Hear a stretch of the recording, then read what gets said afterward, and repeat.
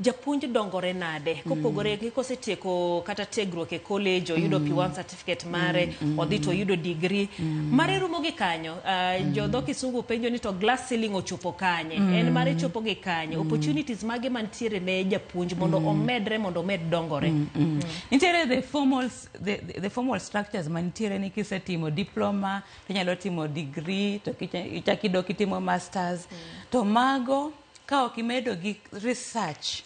to onge lokruok mabiro bet nikech kidhi lecturers ma trainee masters ka gin mana maiga machon ka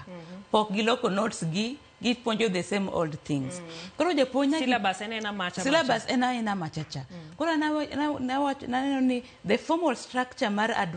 advancing your education kaka japuonj kende is not enough nyaka ibed gi community of practice ing'eni japuonj ma school ni ang'o motimo mopogore gi gima time e skunda what can I learn from that school japuonj mani UK ang'o motime klase nikech sani wan gi miluongo ni global village I don't need to travel to UK to know ni how kaka gi handle classes magi koro japuonj kibed gi community of practice ma you share challenges you share ni in gini handle nade then you also need to have forums kaka manan godo kawuono ni ma ikelo jopuonj together to gi discuss challenges ngani nyise ni an kora atimo kama inene nade umanyo godo